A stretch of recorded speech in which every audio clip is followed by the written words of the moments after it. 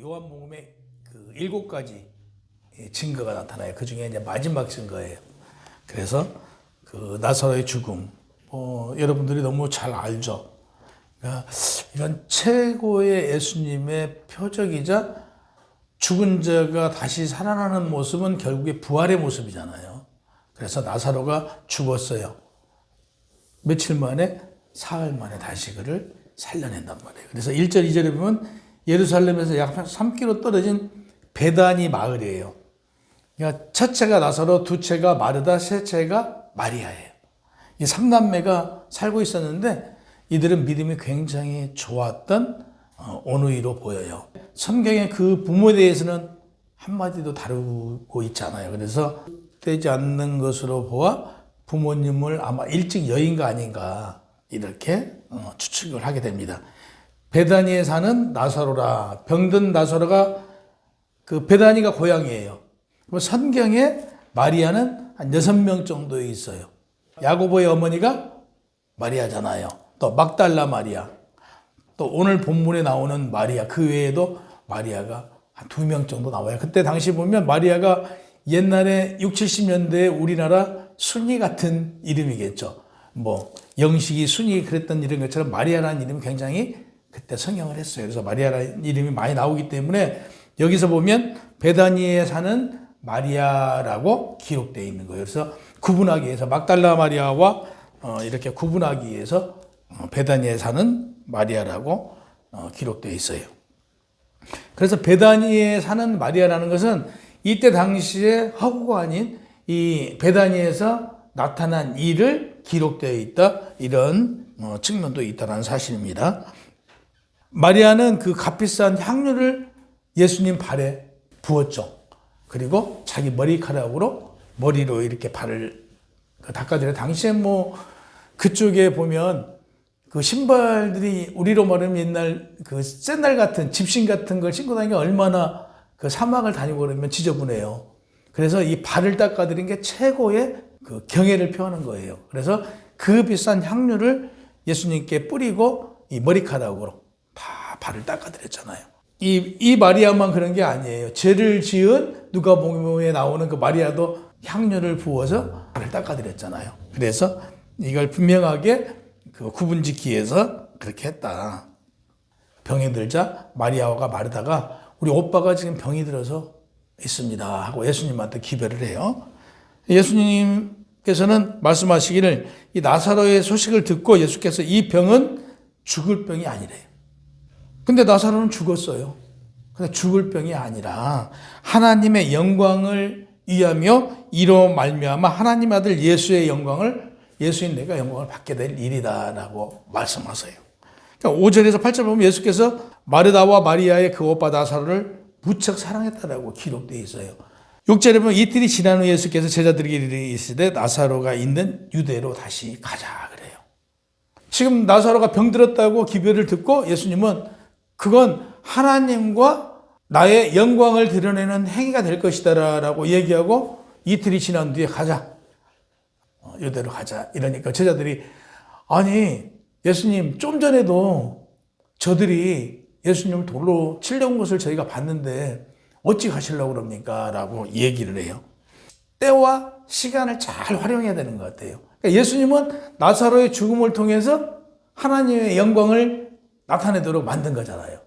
그러니까 그 표적을 통해서 당신이 하나님을 통해서 영광을 받는. 그래서 우리도 세상을 살아가면서 어떤 그 기회와 때 이걸 잘 활용해야 되는 것 같아요. 그러니까 이 길을 기회로 삼으신 예수님. 조금 전에 말씀을 선포할 때 기적과 이적을 나타내서 유대인들이 주님을 돌로 쳐서 죽이려고 했다고 그러잖아요. 이 광경을 보았던 제자들이 못 가게 해요. 근데 가자 그러면서 예수님께서는 그렇게 말씀을 하세요. 믿음은 믿음의 분량대로 증거가 나타난다. 두려움은 믿음이 없는 자들이 갖는 거래요. 그래서 두려움은 믿음으로 이겨내야 한다고 분명히 말씀하고 계세요. 두려움을 이겨내지 못한 사람은 믿음이 부족한 자라고 그래요. 그래서 우리는 어떤 두려움은 누구에게 맡겨요? 예수님께 맡기고 나가는 거예요. 예수님이 해결해 주시겠지라는 믿음, 그게 믿음이에요. 그러면 해결해 주세요. 그 믿음이 있어야 된다. 지금 주님의 제자들이 돌로 예수님을 칠 거라는 두려움에 예수님께 뭐라고요? 가지 말자고 그러잖아요. 예수님 가지 마세요. 좀 전에 돌로 쳐서 죽이려고 한 것을 저희가 봤는데 어찌 유대를 가시려고 그럽니까? 그러니까 예수님께서 아니다, 가자. 인간의 나약함이에요. 그 제자들이 뭐 같이 있었잖아요. 그러니까 예수님께서 죽은 자를 살리고 병든 자를 고치고 귀신 들리는 자를 쫓아내고 이런 걸 다 본 거잖아요. 같이 다니면서. 봤음에도 자, 이런 일이 벌어지니까 어떤 상황이 벌어져요? 벌써 인간적인 어떤 믿음이 싹 사라져버리고 인간적인 대화를 하고 있는 거예요. 예수님 가지 마세요. 이렇게 되더라. 그래서 우리의 그 나약하고 어리석음을 이들을 통해서, 이 제자들 통해서 우리도 우리 자신을 되돌아봐야 된다. 그래서 우리는 늘 그러잖아요. 하나님께 맡긴대. 나의 어려움을 하나님께 맡기고 하나님 뜻대로 해주십시오 하고 나간대요. 근데 우리 보세요. 어떤 일 벌어지면 하나님께 기도하고 하나님 이거 해결해 주세요 하고 매달리기보다는 내가 해결하려고 들어요. 그러면서 믿음이 있는 자래. 그러니까 말로만 믿음이 있는 거예요. 실질적으로.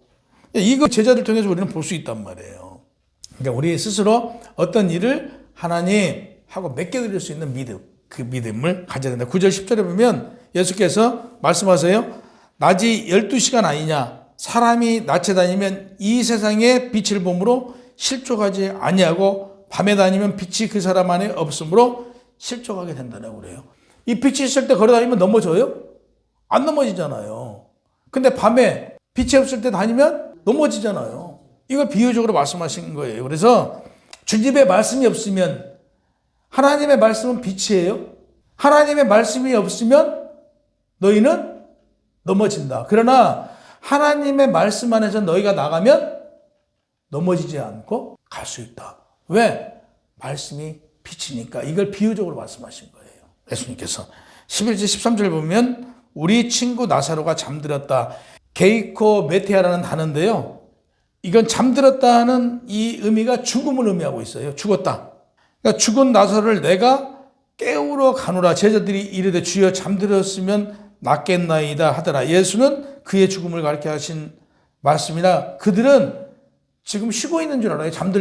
그냥 자고 있는 줄 알고 그랬으면 좋겠다라고 얘기해요. 그래서 예수님께서 나사로는 호필로스라고 칭해요. 호필로스 이게 무슨 얘기냐면 친구다라고 칭하는데 더 나아가서 호필로스라는 단어는 내가 사랑한다. 그러니까 우리 김 집사님한테 제가 호필로스 그러면 내가 김 집사님을 사랑한다. 또는 친구다라고 얘기를 해요.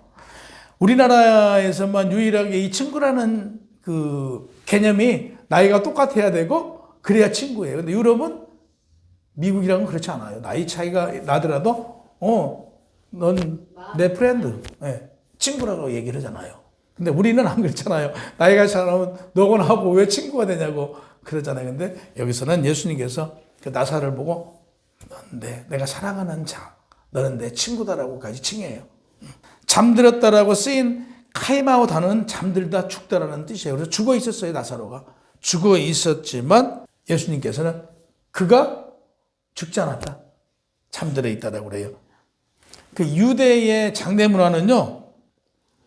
선행 중에 가장 으뜸 가는 선행이요.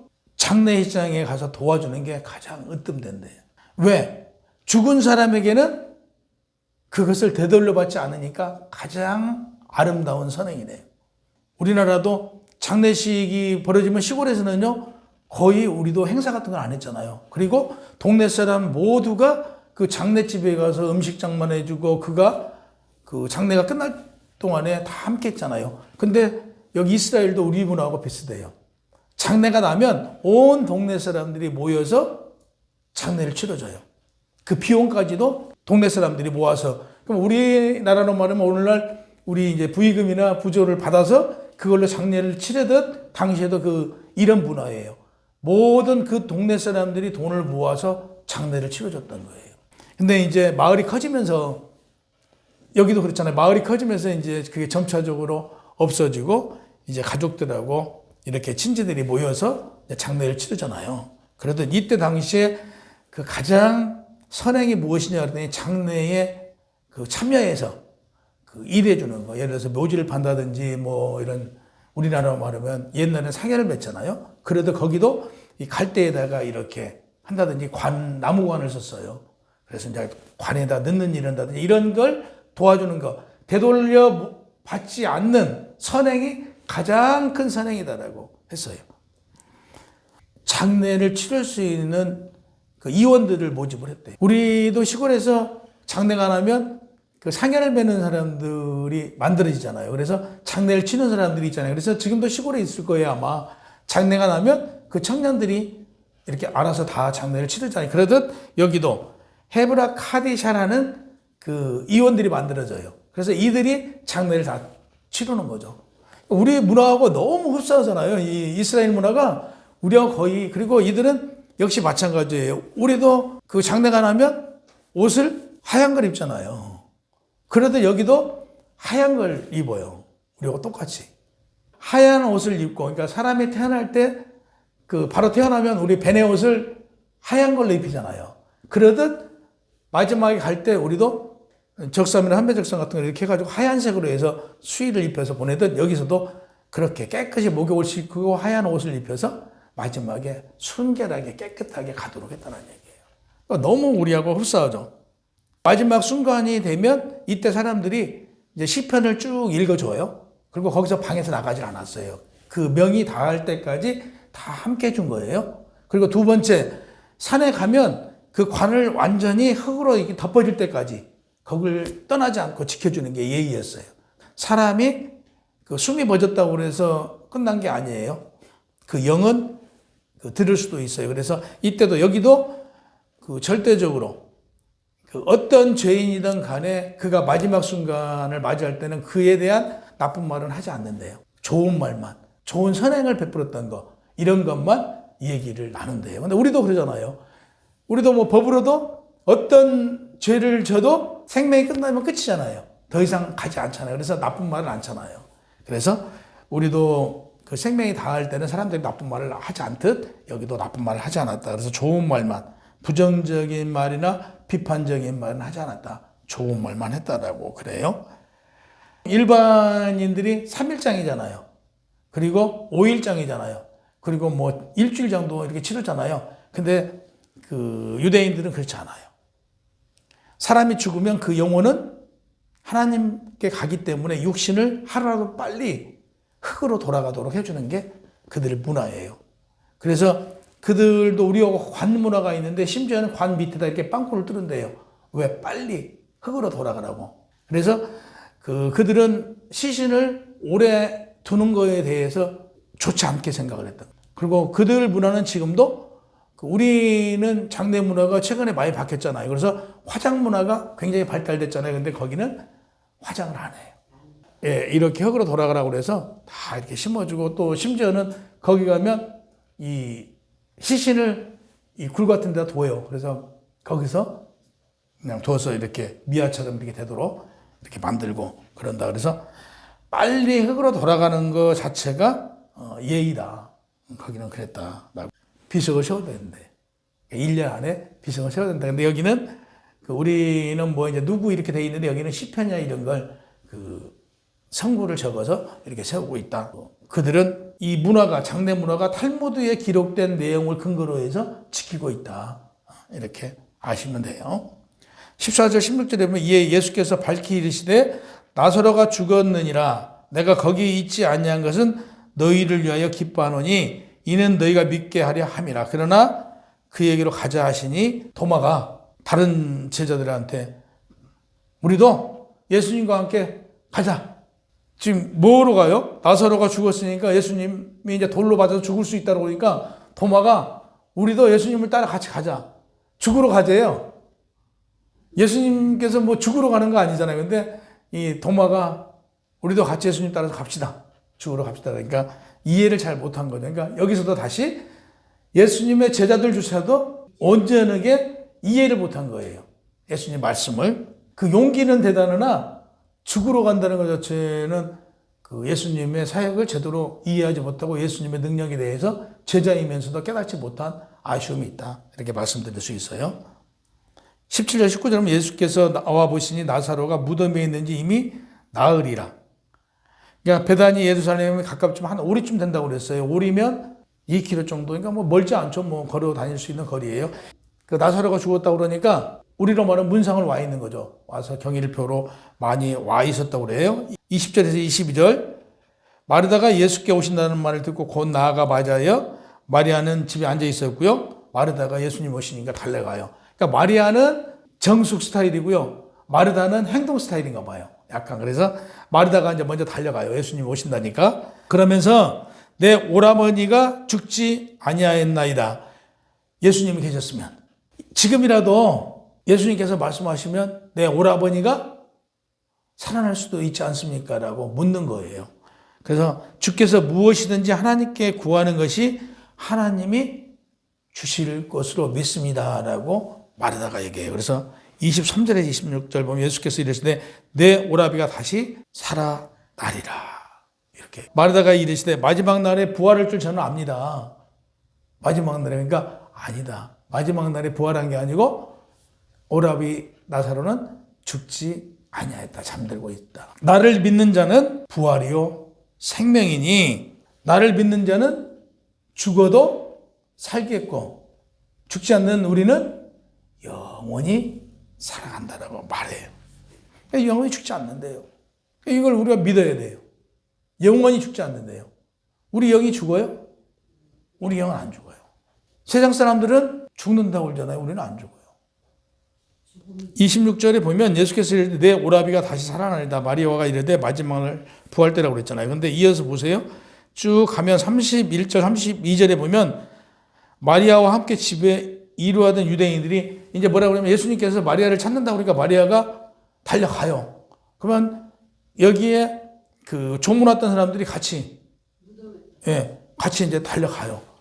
혹시 무덤에 간가 했더니 33절, 36절에 보면 예수께서 그가 우는 것과 함께 또 유대인들이 우는 걸 보시고 심령의 비통이 여기 불쌍히 여기서 이르시되 그를 어디에 두었느냐라고 그러니까 무덤에 두었다고 그러니까 문을 열어라 이렇게 해요. 근데 여기서 보면 예수님이 눈물을 흘리셨어요.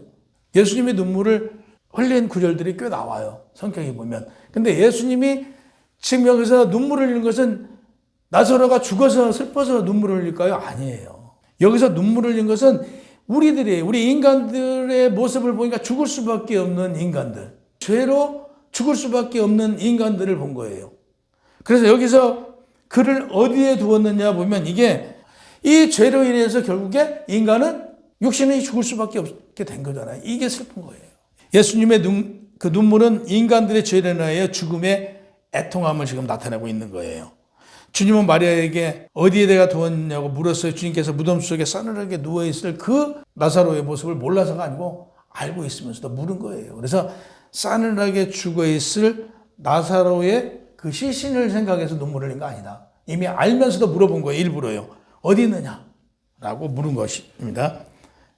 창세기 아담과 하와 죄를 범하여 하나님이 두려워 동산 사이 나무에 숨었을 때 하나님께서 아담아 너 어디 있느냐라고 물으신 것과 같은 맥락이다. 그래서 여기서 그 일맥통상한 구절이다. 창세기 3장 9절과 오늘 말씀은 같은 내용에서 기록된 것이다. 37절과 40절 그 중에 어떤 이가 말하되 맹인의 눈을 뜨게 한 이 사람이 그 사람을 죽지 않게 할 수 없었더냐. 이에 예수께서 다시 속으로 비통히 여기며 무덤에 가시니 무덤이 구리라. 돌로 박았거늘 예수께서 이르되 돌을 옮겨 놓으시라 하시니 그 죽은 자의 누이 마르다가 이르되 주여 죽은 지가 나흘이나 되었으며 벌써 냄새가 나이다. 예수께서 이르시되 내 말을 내가 믿으면 하나님의 영광을 보리라 하지 아니하였느냐라고 얘기하니까 돌을 문을 여는 거예요. 41절 40절 예수께서 눈을 들어 우러러 보시고 이르시되 아버지여 내 말을 들으신 것을 감사하나이다. 하나님께서 항상 내 말을 들으실 줄 내가 알고 있습니다. 라고 해서 말씀하실 때 나사로가 살아나는 거죠. 그러니까 우리가 가장 중요한 것은 우리의 믿음이에요. 우리 믿음. 여기서 그 마리아와 마르다 그 믿음이 얼마나 중요한가를 나타내요. 믿느냐 그러니까 마르다도 믿습니다. 마리아도 예수님 말씀에 믿습니다. 능치 못할 일 하나님께서 지금 예수님께서 하나님께 구하면 무엇이든지 이루어진다는 걸 믿는 게 이루어진 거예요. 우리가 예수님께 저 지금 이 일을 하고 있습니다. 이 일을 이루어지게 하여 주시옵소서라고 기도하고 믿고 나아갈 때 이 일은 이루어지는 거예요. 그걸 우리 교회 나와가지고 교회는 나와. 믿는데. 근데 행동은 그 믿는 행동으로 한 게 아니고 내가 막 부지런히 애쓰고 힘써요. 믿음이 아니고 내 능력이야. 내가 하려고 그래, 내가. 믿음이 없는 자는 조급한 거예요. 내가 조급하지 않으면 좌로도 둘러보고 우로도 둘러보고 뒤도 둘러보고 앞도 바라볼 수 있는 능력이 생겨요. 근데 내가 조급하면 아무것도 생각이 안 나요. 예수를 믿는다고 그러면서 아까 제자들 보세요. 아까 돌로 친 것을 봤으니까 믿음이 약한 이들은 가지 마십시다. 유대인들이 돌로 쳐서 예수님을 죽이려고 그러는데 가지 마십시다. 그러니까 도마는 뭐라고 그래요? 갑시다. 예수님과 함께 죽으면 되지. 그까짓 건 뭐 이러잖아요. 그러니까 그 용기는 대단하나 그 믿음을 보세요. 죽으면 되지. 예수님과 함께 같이 죽자예요. 이 제자들이 이런다고요. 그러니까 우리가 그렇다는 얘기예요. 우리가 예수를 믿고 하나님을 믿는데 그러면서 막상 어떤 일 벌어지면 예수님도 들어가시고 안 계셔. 하나님도 들어가시고 안 계시고 내가 앞장서서 도마요. 갑시다. 내가 합니다. 이거죠. 이런 믿음 버려라 이거죠.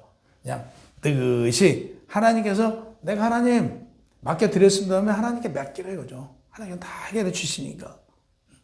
그걸 믿지 못한 게 그러니까 우리가 가장 중요한 것은 믿음을 자꾸 키우면요. 그 믿음만큼 모든 건 역사해 주시고 일어난다는 사실이에요. 그래서 예수께서 말씀하시잖아요. 마지막에 예수께서 이랬을 때 풀어놓아 다니게 하라 하시니 좀 돌돌 몰았어요. 우리도 이거 싹 둘러매잖아 이렇게 해요. 그러듯이 거기도요. 붕대로 다 얼굴이랑 걸 감기가 얼굴에는 수건을 왔는데 풀어줘라. 움직이게. 안 믿어지잖아요. 다 풀어주니까 나사로가 움직이잖아요. 우리도 우리의 막힌 일 답답할 것 없어요. 기도하세요. 다 풀어줘요. 나사로가 움직인 것처럼 우리 다 갈 수 있도록 하나님이 다 해결해 주세요. 그래서 마리아에게 와서 예수께서 하신 일을 본 많은 유대인들이 그를 믿고 소문을 내더라.